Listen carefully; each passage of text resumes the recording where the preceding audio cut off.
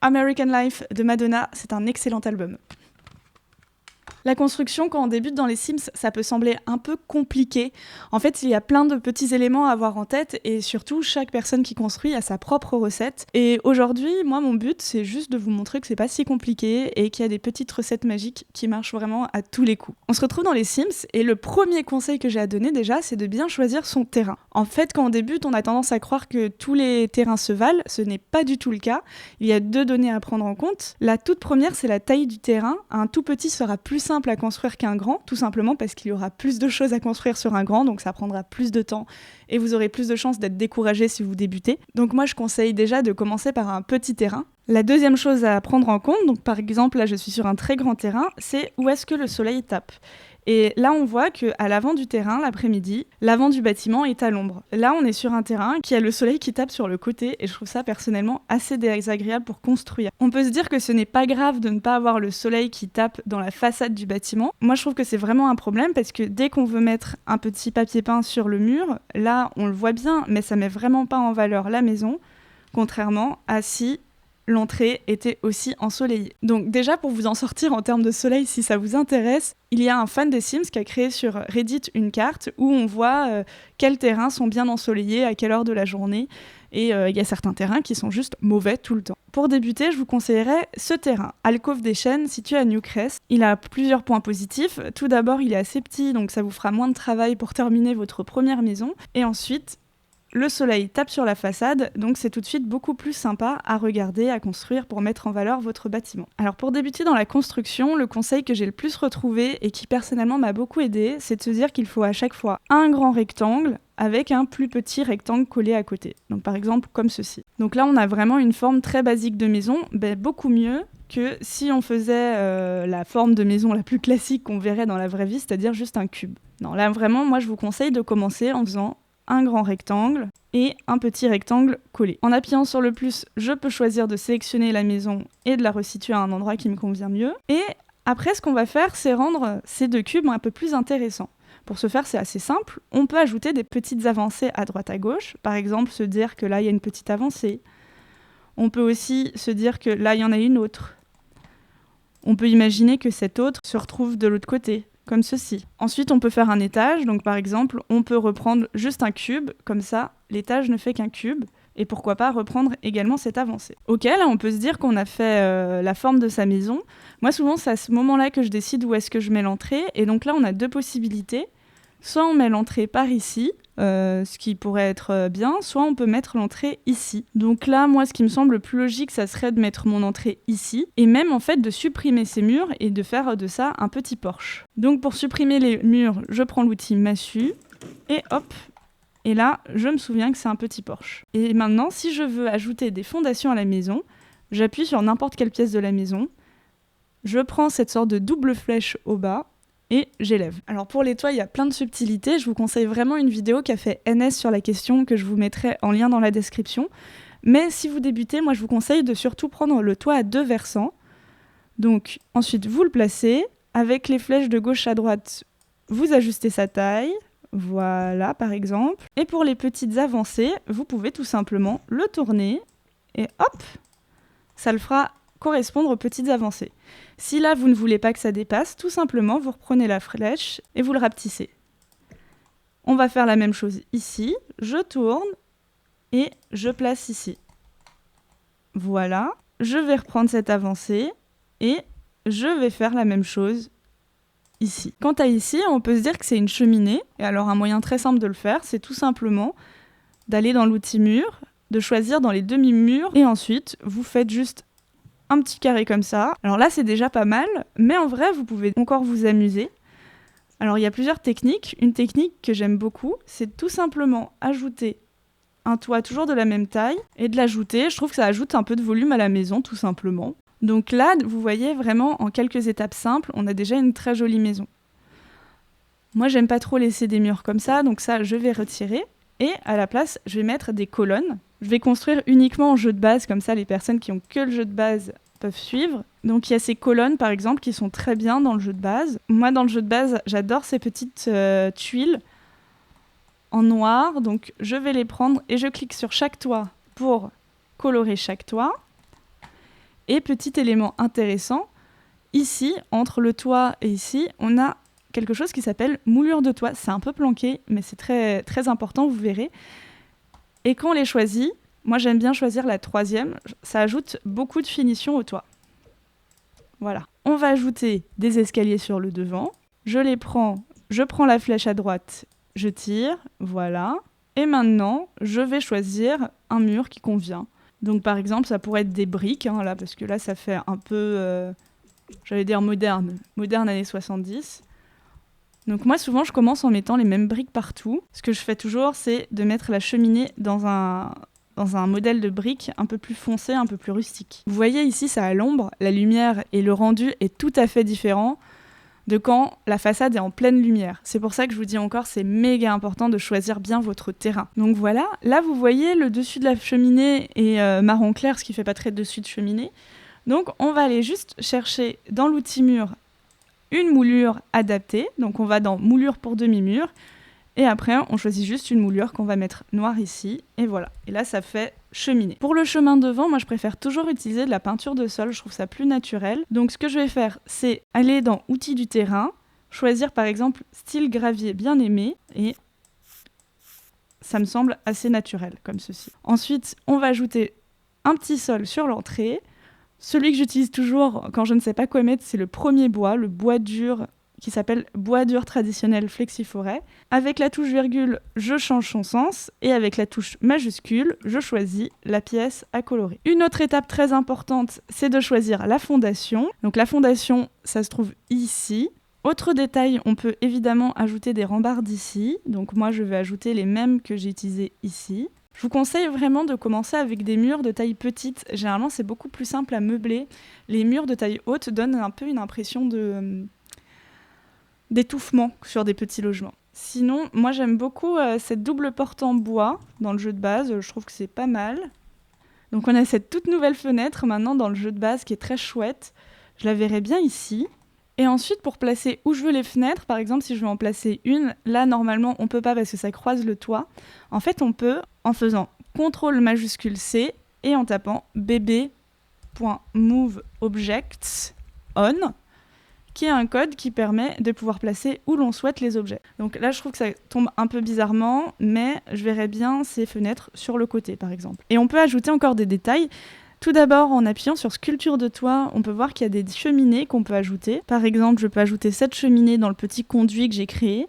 Pour les arbres, moi souvent j'en mets un ou deux un peu au pif. Donc je vais en mettre un et ce que je vais faire, c'est que je vais appuyer sur Alt en le faisant pivoter d'une manière qui tombe bien. Donc par exemple comme ceci, c'est très bien. Et là on peut dire qu'on a fini le gros de l'extérieur. Pour créer une sorte de grande pièce vide et à partir de là, je vais commencer à sculpter les pièces qu'il y aura à l'intérieur de cette maison. Pour info, si vous voulez supprimer tout un pan de mur, vous pouvez soit prendre la massue et sélectionner chaque élément à supprimer, soit prendre l'outil mur et appuyer sur CTRL et ça va supprimer tout le pan de mur choisi en même temps. Quand c'est une maison à 2 étages, la première question à se poser, c'est où est-ce que je mets les escaliers ? Et en l'occurrence, moi ici, je les imaginerais bien ici. Ensuite, j'appuie sur G pour faire disparaître la grille. Personnellement, ça me perturbe un peu quand elle est là. Et je vais faire le plan de la maison. Dans tous les cas, ce qui est bon de se demander dès le début, c'est est-ce que c'est une maison où on va jouer avec, par exemple, un couple avec enfants, un couple avec plusieurs enfants, une colocation. Ce qui est bien, c'est de se raconter une histoire avant de créer la maison. La contrainte a tendance à booster l'imagination. Donc là, ce que je vais commencer par faire, c'est que vu que l'escalier est placé là, je vais mettre un mur à côté, parce que souvent, les escaliers ne sont pas des deux côtés ouverts. Je vais mettre aussi un mur ici. Alors ce qu'il faut savoir, c'est que vraiment, quand on fait le plan, il peut changer vraiment beaucoup de fois. Et c'est tout à fait normal.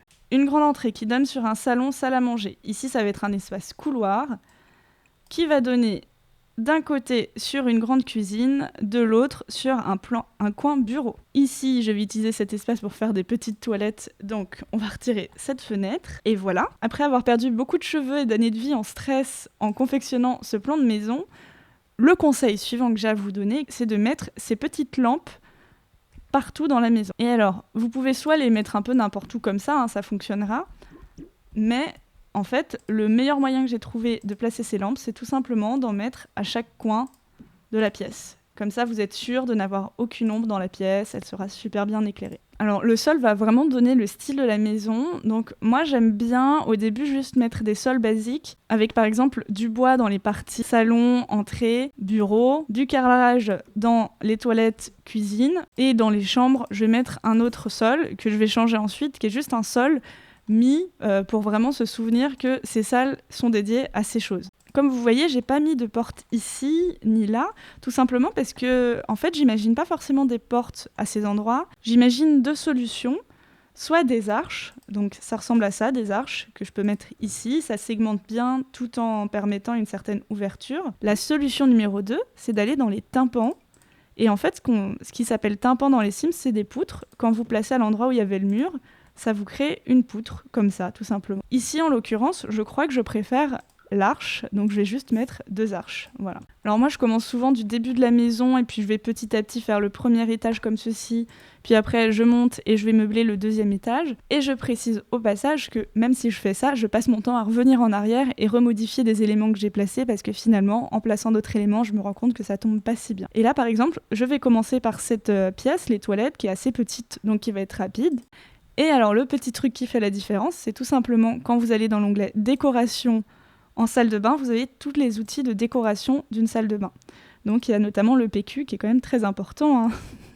Les entrées sont rarement très décorées, mais il y a quand même des choses qu'on retrouve à chaque fois. Par exemple, un paillasson qui va plus être à l'extérieur. Donc je vais mettre ça ici.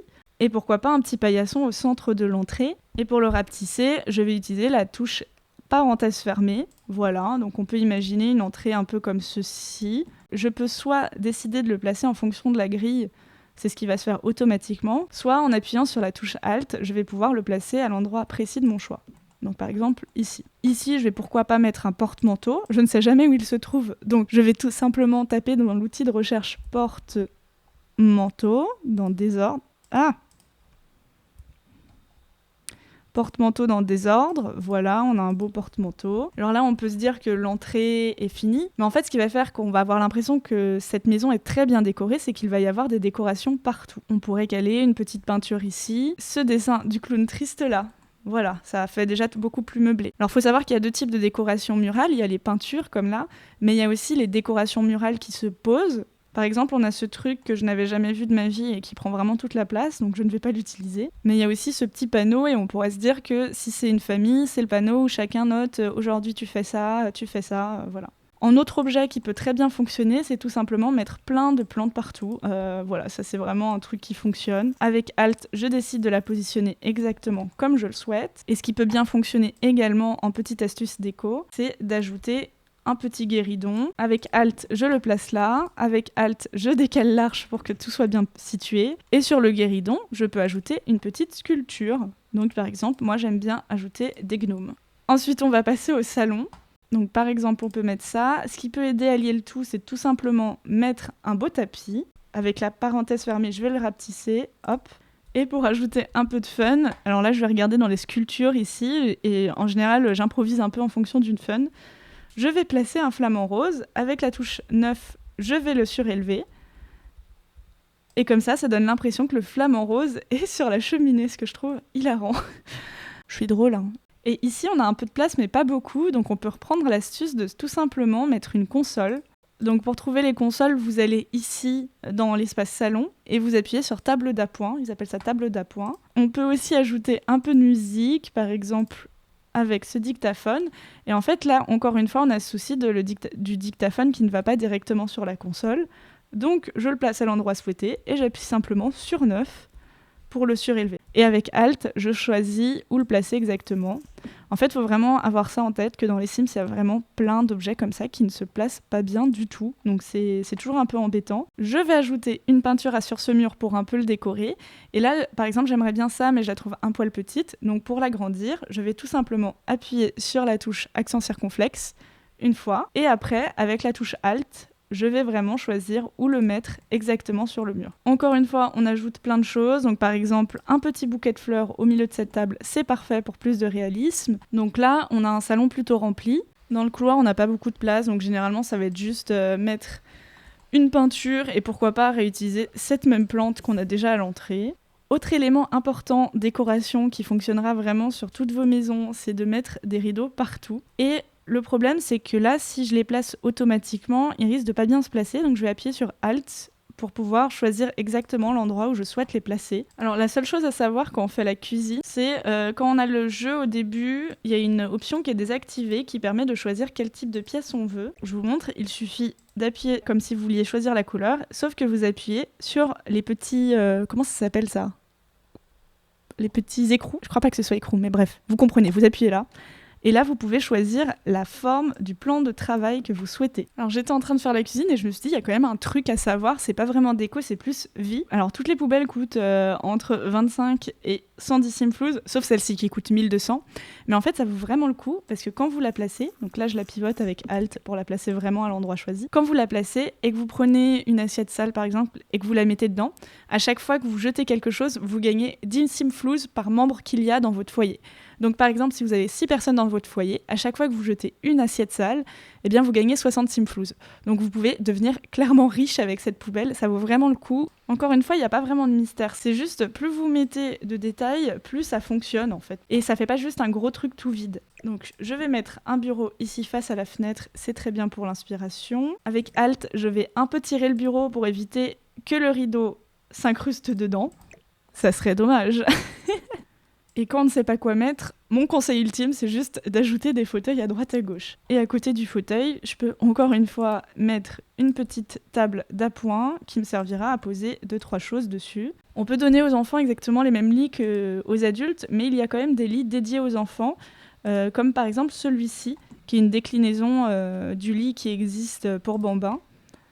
Donc par exemple, moi je l'aime bien en jaune. Donc dans la chambre, ce qui est important, c'est de mettre des petits rideaux. Et alors, avant, je savais pas du tout faire des chambres pour enfants, mais j'ai regardé des vidéos pour m'aider. N'hésitez pas à regarder plein de vidéos, surtout les miennes. Et en fait, ce qui est bien à remplir, c'est d'ajouter une caisse de jeu, par exemple, au pied du lit. Dans une chambre pour enfants, on est quand même censé avoir un petit bureau. J'ajoute une peluche. Et si on appuie ici sur désordre, on retrouve tout le désordre qui est censé se retrouver dans une chambre pour enfants. Donc par exemple, un pot à crayon, une pile de livres, ça c'est pas mal, le sac à dos qu'on peut mettre ici, une petite commode. Et comme ici, il y a une sorte de petit trou où il n'y a rien, on va trouver quelque chose à mettre. Par exemple, en agrandissant ce jouet robot, on peut le mettre ici et je trouve ça vraiment chouette. Bah, la chambre de l'enfant, elle est top, hein. Elle tranche avec le reste de la maison. Maintenant, on va faire la chambre des parents, que j'imagine un poil plus sobre. Je réutilise les mêmes rideaux. Globalement, quand vous utilisez un élément dans une maison, vous pouvez toujours le réutiliser juste après. Voilà pour la chambre des parents. Et je vais leur faire une petite salle de bain toilette express. Et je leur mets un petit robinet à l'extérieur. Et encore une fois, dans la chambre des parents, j'ajoute moult décorations. Et voilà, je pense qu'on a terminé l'intérieur de la maison et son apparence extérieure. N'hésitez pas à me dire si cette vidéo vous a plu. N'hésitez pas à me dire aussi si vous souhaiteriez une autre vidéo sur comment faire le jardin d'une maison. Parce que c'est pas si simple et moi ça m'a pris plus de temps que d'apprendre à décorer les maisons en fait. Donc n'hésitez pas, en attendant je vous la remontre. On rentre donc par là, on a une entrée, une salle de bain, un grand salon, un couloir qui donne sur la cuisine, sur un petit coin bureau.